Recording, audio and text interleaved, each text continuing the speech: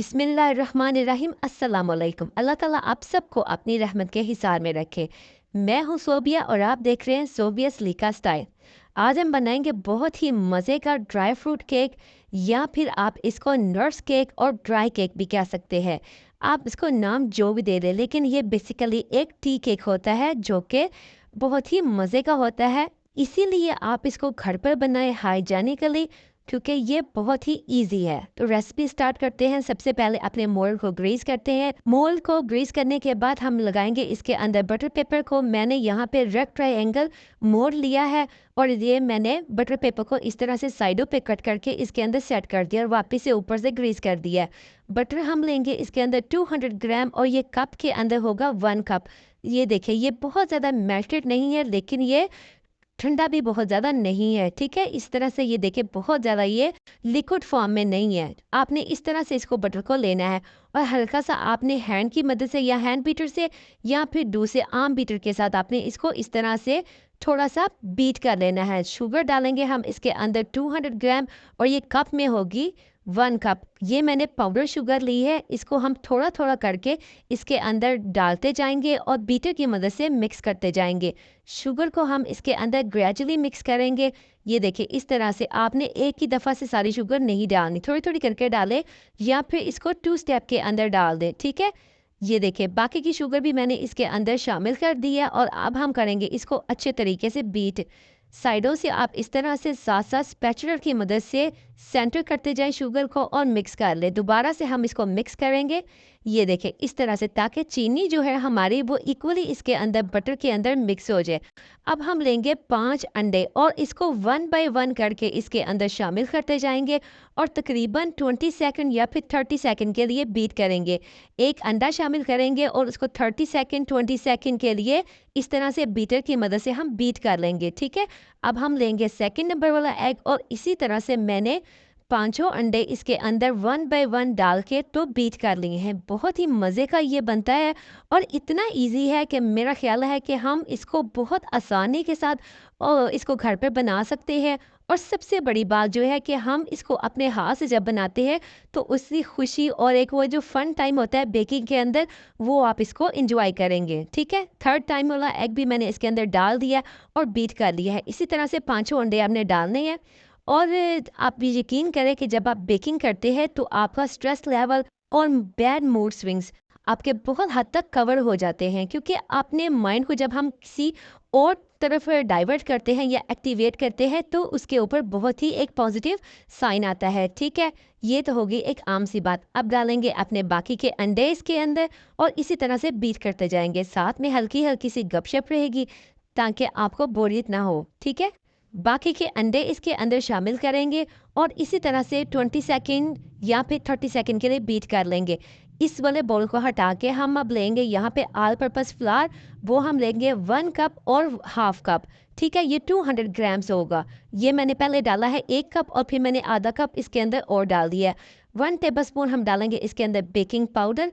ये अभी आपको थोड़ा ज़्यादा लग रहा होगा, लेकिन आपने इसके अंदर एग्जैक्ट 1 टेबलस्पून बेकिंग पाउडर ही लेना है। इसको आपने मिक्स करके एक साइड पे करना है।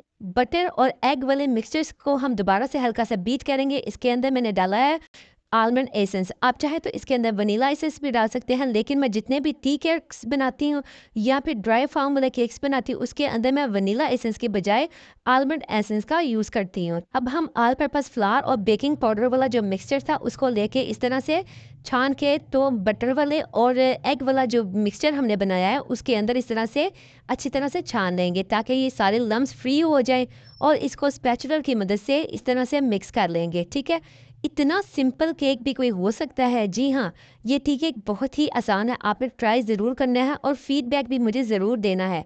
अब हम इसके अंदर एक और स्टेप करेंगे, वो है ड्राई फ्रूट्स इसके अंदर डालेंगे। यहाँ पे मैंने लिए है अखरोट और लिए है यहाँ पे ये है पिस्ताशियो नट।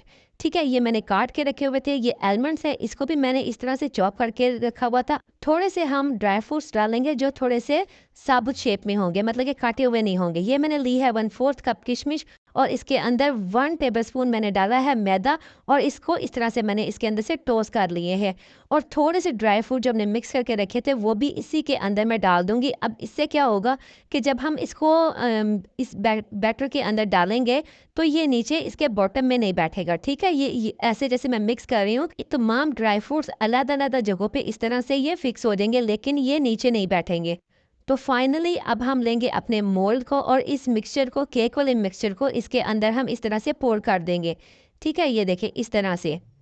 और पहले से जो मैंने अपने पैन को या पतीले को प्री हीट किया हुआ था उसके अंदर हम इसको रख देंगे। तकरीबन ये 45 से 55 मिनट 50 मिनट लग जाएंगे। इसको आपने बहुत ही लो फ्लेम के ऊपर बनाना है ताकि ये बहुत अच्छा सा बने, क्योंकि अगर आप इसको थोड़ा सा हाई फ्लेम के ऊपर बनाएंगे तो ये इसके ऊपर से क्रैक्स आ जाते हैं। ठीक है, तमाम नट्स जो मैंने थोड़े से बचा के रखे थे मिक्स वाले वो हम इसके ऊपर डालेंगे। थोड़े से हम साबुत भी इसके ऊपर डाल देंगे ताकि वो थोड़े से प्रेजेंटेबल लगे, थोड़े से अच्छे लगे।